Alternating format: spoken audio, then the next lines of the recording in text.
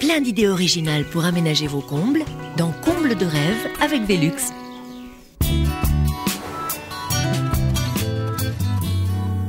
C'est sous les toits d'une longère que Marc rêvait d'un jardin plein de lumière. Dans mes combles, je rêvais d'une grande luminosité et puis d'un potager intérieur qui puisse bénéficier d'un ensoleillement suffisant pour faire pousser les petites plantes pour l'hiver, mais aussi les citronniers que nous adorons dans notre maison. Alors au niveau de la décoration et de l'aménagement intérieur sous comble, nous avons privilégié la simplicité et la nature, d'où des murs blancs. Alors ces citronniers, bien sûr, arbres de soleil par excellence qui sont sous notre puits de lumière. Et en face d'eux, pour leur répondre un petit peu et leur tenir compagnie, les nounours végétaux qui plaisent beaucoup à nos enfants aussi. Les éléments les plus insolites sont les cloisons vitrées à la façon d'une serre, ainsi que la passerelle.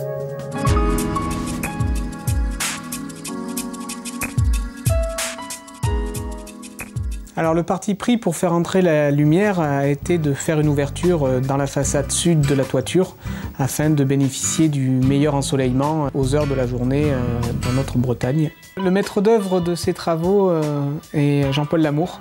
Alors ici c'était donc un grenier, c'était le grenier de la ferme des Aïeux, donc qui servait à ranger des affaires qui servaient une fois de temps en temps. Ça servait vraiment que de grenier et nous en avons fait un espace à vivre à part entière.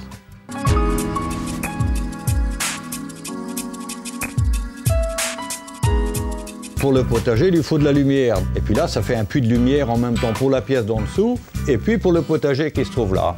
Il y a deux fenêtres de toit, une dans notre chambre parentale et une dans l'espace potager sur la passerelle qui permettent d'agrémenter l'espace de 2 points lumineux supplémentaires afin de bénéficier d'un ensoleillement encore supérieur. Dans l'ordre chronologique, il fallait d'abord isoler le toit en essayant de conserver les fermes. Donc on a commencé par mettre 20 cm de laine minérale. On a habillé avec du bois assez épais. Et puis après, on a donc sablé les fermes pour qu'elles gardent leur authenticité. Nous sommes arrivés à une isolation phonique et thermique optimum, c'est-à-dire en mettant 2 couches de laine de verre, une dans un sens et l'autre dans l'autre, pour qu'il n'y ait pas de pont thermique et de pont phonique. L'escalier, on n'a pas eu de question à se poser puisque c'est l'escalier d'origine. Le plancher est d'origine aussi, donc eux ils étaient là, c'était à nous de les nettoyer, de les brosser, de les rendre vivants parce qu'ils étaient recouverts de tout ce qu'on veut.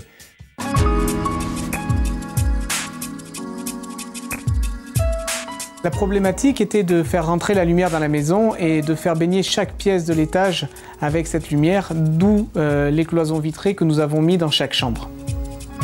Donc ici c'est de la réhabilitation, donc il n'y a pas de permis de construire. Alors au niveau des travaux, si on mettait bout à bout le temps passé, c'est entre 5 et 6 mois de travail pour réaménager cet étage. Alors nous avons gagné, grâce à cet aménagement sous comble, 50 mètres carrés entre la passerelle et notre chambre. Le coût des travaux, nous l'avons chiffré à 30 000 €. Ça comprend les cloisons vitrées, tout ce qui est isolation des combles et de la toiture, ainsi que les cloisons qui séparent pour aller dans les salles de bain. Ça amène une animation très agréable, surtout avec les enfants qui prennent aussi du plaisir à participer avec nous à la petite jardinerie. Sous comble et à l'intérieur de notre jardin potager règne une quiétude et un calme qui nous plaisent énormément. Et si pour aller vers la lumière, il suffisait d'inventer une chambre comme une serre?